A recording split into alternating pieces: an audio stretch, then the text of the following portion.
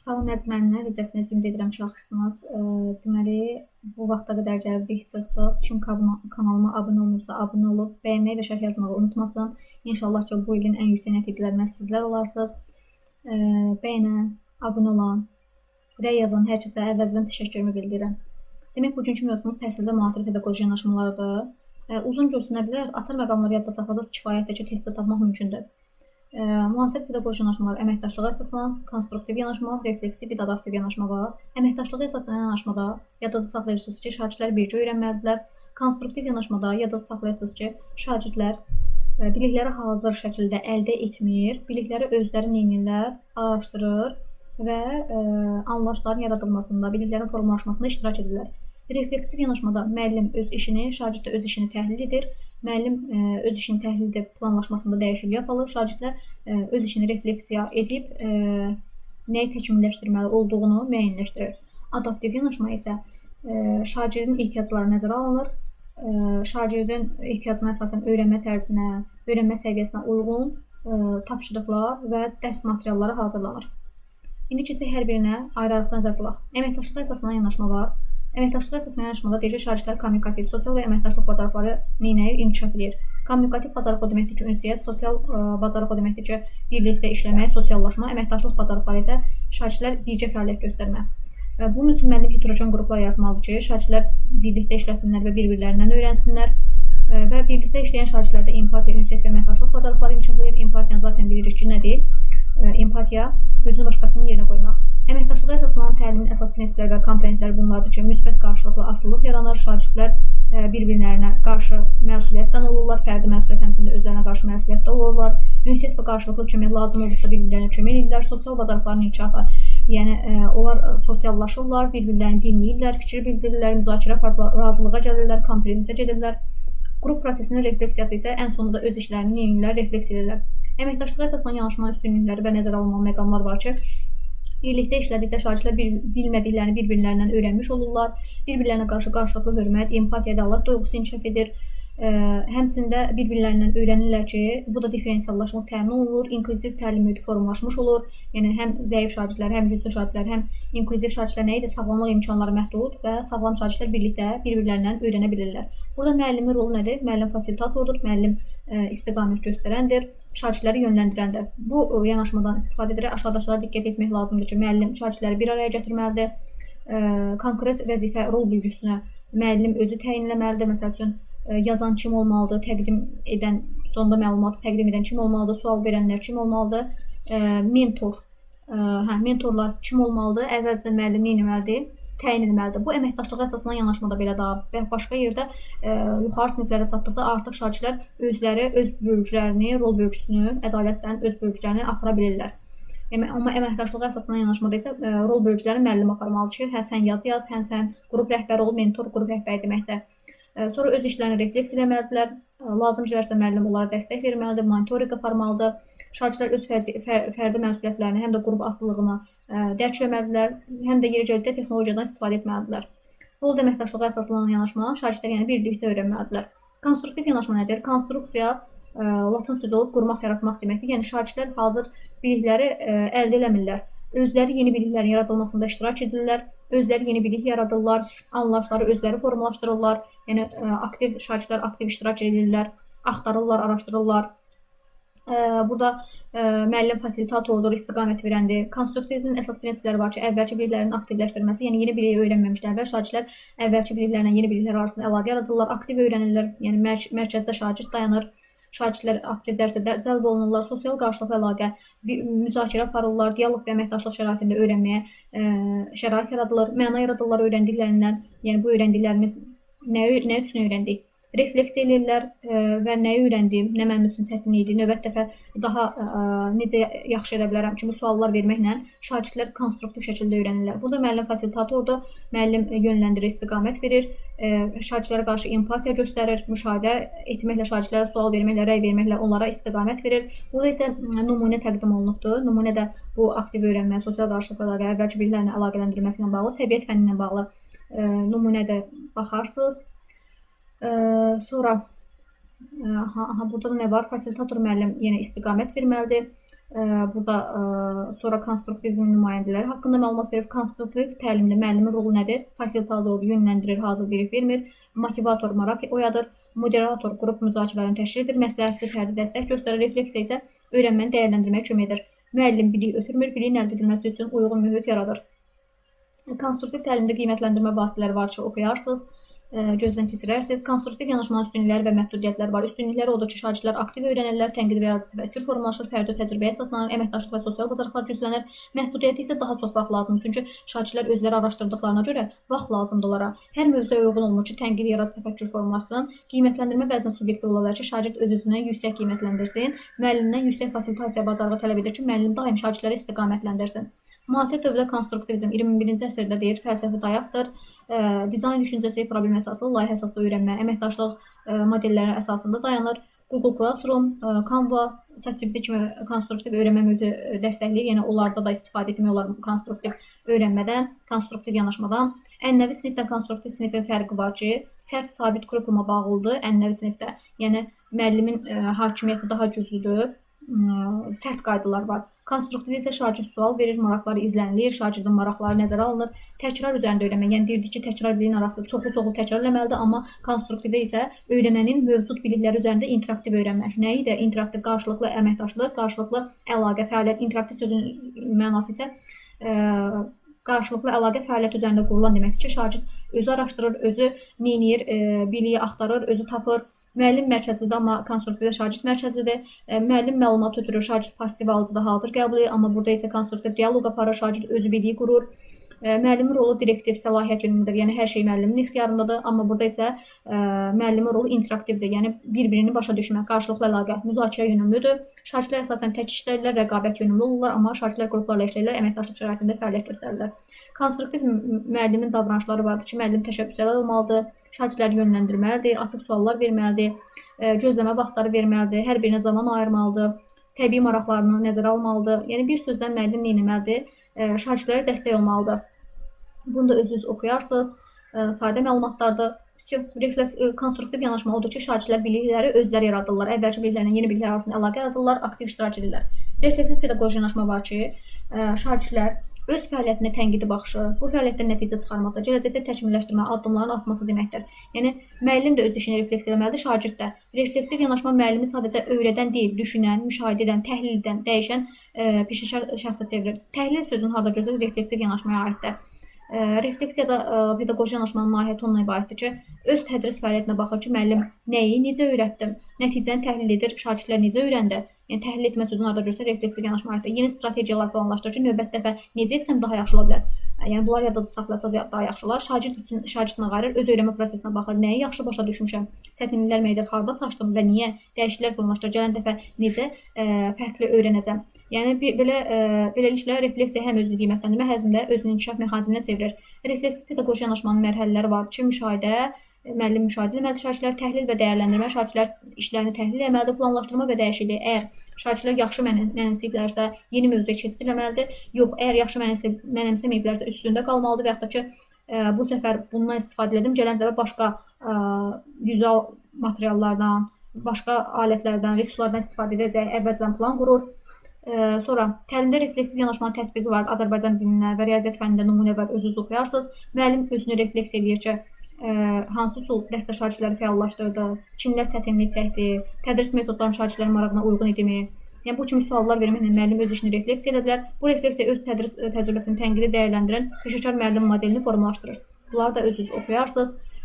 Sonra refleksiv üsulları və alətləri var ki, refleksiya üsulları var. Üsullar bunlar da 3-2-1, refleksiya dairəsi, sual körpüsü, özünə məktub, müəllim jurnalı, qısa təsvir və nümunələri veribdir ki, 3-2-1 üsulunda şagird xülasəni yazar ki, 3 dənə öyrəndim, 2 dənə maraqlı gələn, 1 dənə sualı. Refleksiya dairəsi, məncə bu gün daha yaxşı əməkdaşlıq etdim, nümunə, qısa təsvir edir şagird özünü. Sual körpüsündə keçmiş biliklərlə yeni biliklər arasında əlaqə qurur və keçən dərslə bugünkü dərs arasında hansı fərq var? Özünə məktub yazır, yazılı məktub yazır ki, əziz gələcək mən indi anladım ki, tələsməmək vacibdir. Müəllim jurnalında isə müəllim öz qeydlərini aparır. Müəllim qısa qeydiyyat aparır ki, qrup işi planlaşdırdığım kimi getdi, lakin zamanım az oldu. Yəni müsbət və mənfi xüsusiyyətlərin refleksiyada qeyd edilir. Həmçinin şagird, həmçində müəllim. Bu 5-ci olan müəllimə aiddir. Yuxarıdakılar isə 1, 2, 3, 4 dənə isə şagirdin işi ilə bağlıdır. Refleksiv pedaqoji yanaşmanın faydaları vardır ki, dərin öyrənmə, özünə inanma, məsuliyyət hissi, yaradıcı düşünməni formalaşdırır. Həm şagird üçün, həm də müəllim üçün. Bunları da oxuyarsınız. Refleksiv yanaşmada deməli yadınızda saxlayırsınız ki, amma bunu da deyim ki, dərin öyrənmə özünü izləyir şagird. Müəllim isə öz işini təkmilləşdirir. Şagirdin özünə ilə uğur və çətinliklərini dərk edir. Müəllim isə tədris qərarlarına daha inamlı olur. Ki, yəni həqiqətən də bu üsul işə yaradı. Məsuliyyət hissi öyrənmədə sahiblik hissi formalaşır. Şagird öyrənməni öz üstünə alır. Peşəkar inkişaf və innovasiyalara, yəni yeniliklərə açıq olur. Müəllim yaradıcı düşünmə, fərqli yanaşmalar axtarır. Yeni metodları sınamağa cəsarət edir. Yəni fərqli yanaşma axtaran şagird olur, yeni yollar axtaran. Həmçində müəllim yeni metodları sınayır ki, görüm şagirdlər üçün hansı üsul daha yaxşıdır. Refleksiyada təhlil sözünü yadımızda saxlayırıq. Adaptiv yanaşma var ki, adaptiv öyrənmə şagirdlərin ehtiyaclarına görə tənzimlənir. Yəni dərsin öyrənmə yolu, tapşırıq, ritm, dəstək, mövzu şagirdin ehtiyacına uyğun tənzimlənir. Bərabər təhsil anlayışı, ədalətli təhsil anlayışı yaradılır. Burada adaptiv pedaqoji yanaşma təhsildə ədalətliyi təmin etməyə xidmət edir. Bir sözlə, ehtiyaca uyğun əlavə tədris materialı, izah, dəstək, ipucu suallarla müəllim şagirdə dəstək olur. Fəaliyyət axıcılığı dəyişir. Şagird verəcəyi növbəti sualları və tapşırıqları müəyyənləşdirir. Əgər şagirdlərə verilən tapşırıq çətindirsə, sadələşdirir. Əgər şagird suala cavab verə bilirsə, növbəti sual və tapşırıq çətinləşdirilir. Bir sözlə, adaptiv yanaşma hər şagirdə uyğun, şagirdin xüsusiyyəti, fərdi xüsusiyyəti nəzərə alınır. Şagirdin səviyyəsi, öyrənmə tərzi nəzərə alınır və onun ehtiyacları nəzərə alınaraq tədris materialları onlara uyğun şəkildə qurulur. Yəni 4 səviyyədə hazırlanır. Adaptiv yanaşmanın əsas prinsipləri fərdiləşmə, yəni müəllim fərdi dəstək göstərir, yəni təlim prosesində bu fərqləri nəzərə almalıdır. Şagirdin bilik səviyyəsini, öyrənmə tərzini nəzərə alır. Davamlı diaqnostika və yəni şagirdi davamlı müşahidə edir, formativ qiymətləndirmədən izləyir. Dəstək tədricən azaldılması, scaffolding əvvəlcə yəni aktiv dəstək göstərir, sonra isə azaldır ki, şagird özü müstəqil işi icra eləsin.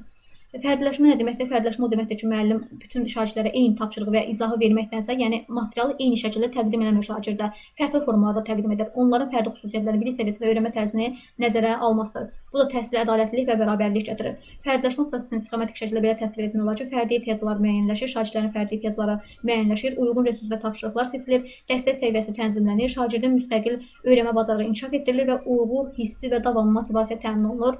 Həmçində fərdiləşmədə 3 cür istiqamət var ki, məzmunla, tapşırıqla və dəstəklə bağlı fərdiləşmə.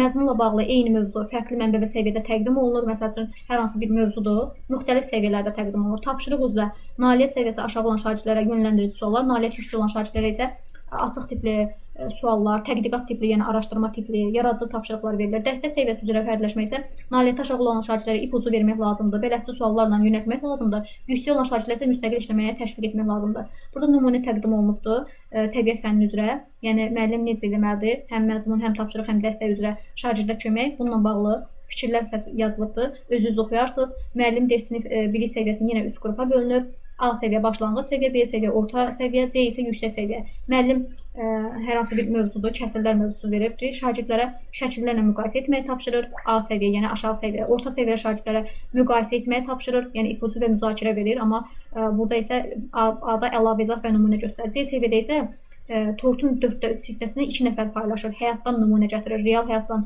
məsələ qurur və tədqiqat yönümlü bələdçiliyi müəllim şagirdləri araşdırmağa yönləndirir. Nəticə eyni olsa da tapşırığın çətinliyi fərqli seçilir, hər kəs öz imkanına uyğun uğur qazanır. Dəstək səviyyəsi üzrə fərdiləşmə Azərbaycan dilindən bağlı nümunə veribdir, bunu da oxuyarsınız. Sadəcə müəllim nə etməlidir? Şagirdlərə dəstək olmalıdır. Belə deyək də, hər bir şeyi şagirdin ehtiyacına uyğun tənzimləməlidir. Davamlı diaqnostika rəy müəllim şagirdlərin öyrənməsinə müşahidə edir, qiymətləndirmə yolu ilə izləyir, lazım gəldikdə rəy verir. Bu təkcə nəticəni bildirmək üçün deyil, həm də öyrənmə prosesini yönləndirmək, çatışmazlıqları vaxtında görmək və düzəltmək məqsədi daşıyır. Burada başqa nə var? Təbiət fənni ilə bağlı nümunə veribdir, Azərbaycan dili ilə bağlı nümunə veribdir, riyaziyyatla bağlı nümunə veribdir. Bunlara da diqqət edirsiniz. Rəyin formaları var ki, rəyin forması şifahi rəy vermək olar, yazılı rəy vermək olar, simvolik rəy vermək olar. Baxırsınız, bu gülən işarə əladır. Sadəcə gülümsəmək yaxşı başlanğıcdır. Yenidən cəhd edirsə oxlar işarəsi veribdir. Özünə və yoldaşına da rəy vermək olar. Təsviri və məqsədi nümunə veribdir. Şifahi rəy dərhal verilən rəydir. Motivasiya edici və istiqamət verici məqsəd daşıyır və bu addımı çox yaxşı etdin. İndi növbəti mərhələni yoxla. Müəllim şagirdə deyir, belə deyir. Yazılı rəy vərəqdə və ya portfolyoda verilir ki, əsas fikri tapmısan, amma sübut hissəsini gücləndir. Yəni müəllim şagirdə istiqamət verir. Simvolik rəydə emojiya, bu emoji vardır, bunlar gülmək, ağlamaq, rəng, nişan, stikerlər vasitəsilə nə edir? Şagirdlər əks əlaqə qurur. Özünü və yoldaşına rəy isə bir-birinə və özünə verilən rəydir. Məncə bu tapşırıqda ən yaxşı planı düzgün qurmağım idi. Özünə rəy verir ki, hə, tapşırığı planı düzgün qurmağım idi. Və yaxud da ki, yoldaşına da rəy verə bilər. Hər müəllimin bilməli olduğu vacib məqamlar var ki, fərdi rəy vermək lazımdır, şagirdləri cəzalandırmamaq, səhvləri öyrənmə fürsəti kimi qiymətləndirmək lazımdır, şagirdlərin irəliləşlərini dəyərləndirmək lazımdır, səbəb-nəticə əlaqəsini, yəni konkret, qısa və əməli addımları təqdim edin və növbəti dəfə cümləni səbəb-nəticə əlaqəsi ilə qurmaq lazımdır. Yəni davamlı diaqnostika və rəy bir təlimin, adaptiv təlimin bir növ nəbzidir. Yəni müəllim şagirdlə diaqnostika aparmalıdır, izləməlidir, rəy verməlidir. Bu proses müəllimə dərhal əks əlaqə ilə təlimi tənzimləməyə, şagirdə isə öz öyrənməsini izləməyə, inkişafını görməyə imkan verir və ənənəvi qiymətləndirmədə müəllim nəticəni ölçür, adaptiv yanaşmada isə prosesi dəyərləndirir.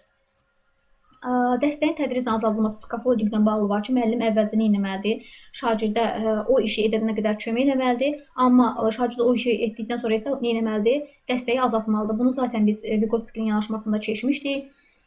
Şagird ciddi şəkildə dəstəyə ehtiyacı varsa, ona izah verməlidir, model göstərməlidir, ipucu verməlidir. Əgər orta səviyyədə ehtiyacı varsa, müəllimlə birlikdə fəaliyyət edə bilərlər, yəni tapşırığı müəllimlə birlikdə yerinə yetirə bilərlər. Yox, əgər az ehtiyacı varsa isə yönləndirici suallar verməlidir, şagird özü müşahidə aparmalıdır, özü araşdırmalıdır və bilik-bacarıq səviyyəsindən asılı olaraq dəyişir. Müstəqil şəkildə tapşırıq edə biləcək formada nə edirlər? Dəstək azalır. Praktik situasiyalar və nümunələr göstərərək yenə onu özünüz oxuyarsınız. Dəstək verməyə müxtəlif formalar mövcuddur. Yəni ipucu verə bilər ki, istiqamət göstərmək üçün bu addımı hansı riyazi əməliyyatı istifadə etmək olar. Model göstərmək, yəni birlikdə nümayiş eləyə bilərlər. Müəllim ilk misalı özü həll edə bilər. Sual vermədə, yəni dəstək növü yönləndirici suallar verə bilər. Əgər bu hissəni dəyişsə nəticə eyni qalarmı? Addım-addım rəhbərlik müəllim tapşırığı ilə birlikdə, yəni tapşırığı şagirdlə birlikdə icra edir.